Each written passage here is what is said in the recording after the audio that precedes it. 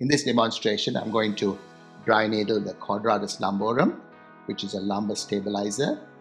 The Quadratus Lumborum arises from the 12th rib and L1 to L5 transverse processes and inserts into the iliac crest.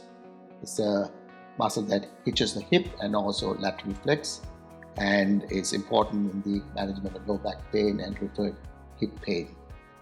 So to identify the muscle, we're going to position the patient. We're going to extend the top leg and flex the lower knee.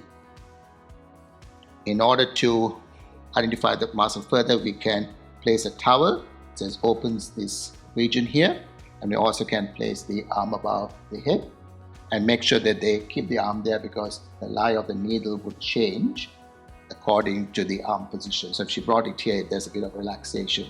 And if the muscles is too taut, you don't have to have the arm up there. You can have it lower down. So to identify the muscle further, I've drawn here the region of the spinous processes. Here we have T12, L1, L2, L3. L3 we identify by the intercostal line, which is around L3, L4. I also identified the erector spinae.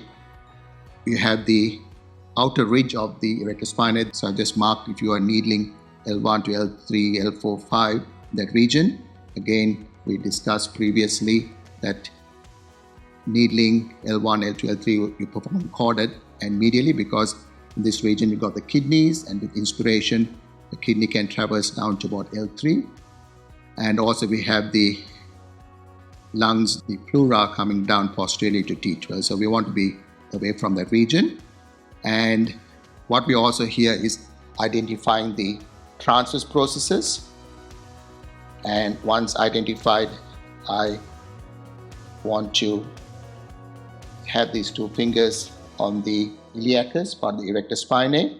And to identify the muscle, I'll be asking the patient to hitch their hip and to feel if that's the muscle. You also get a bit of the erector spinae, but you're trying to identify which is the most strongest contraction. And again, and relax. So I'm coming close to the 12th rib, and I can feel it's slightly taut around L1, and again, so it's a lot more taut around L3. So when I'm going to needle around L1, I'll be needling corded and slightly medially, and around L3 it will be going from lateral to medial in front of the erector spinae. So it's important when you needle that you needle in front of the erector spinae. Some people needle accidentally into the erector spinae, and it should not be further out because you got kidney in that region. So we palpate it, and I make a decision to needle L1 region of the Quadratus Lumborum and L3. So we palpate it. I'm going to mark with a guide tube. You might find the marking might change as you needle, so it's important to constantly palpate and identify the muscle before needling. So I'm just going to gently roll the erector spinae around the needle around L1 and L3. Again, the mark might change because muscles relax, but planning ahead what you're going to needle. So we're going to palpate, we marked, and we're going to swab. Allowing to dry.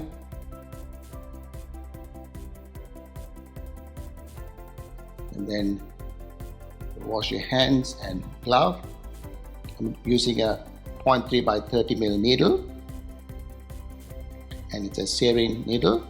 And around the L1 region, I'm going to needle corded and slightly medially. Again, it's a clean technique, not a sterile technique.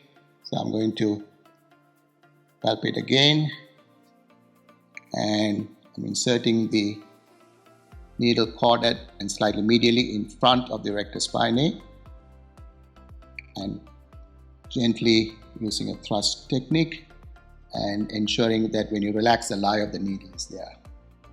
So I'm going to use a 50 mil needle. It's a Wato needle.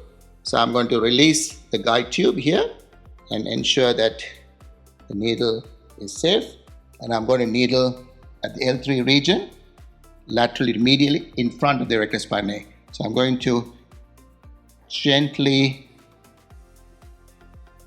stretch this muscle. See my guide tube marked there. I'm telling the patient to breathe in and out. That's good. And gently tap in.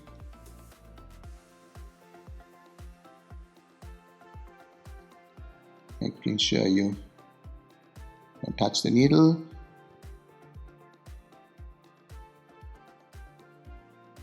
Got about 40 mil there. So once you needle, you can keep it for 2 minutes and ensure that the lie is good. So it's still away from the kidneys and the pleura, and also it's anterior to the erector spinae muscles. And then you can remove the needle and ensure there's no bleeding, and then reassess the movement.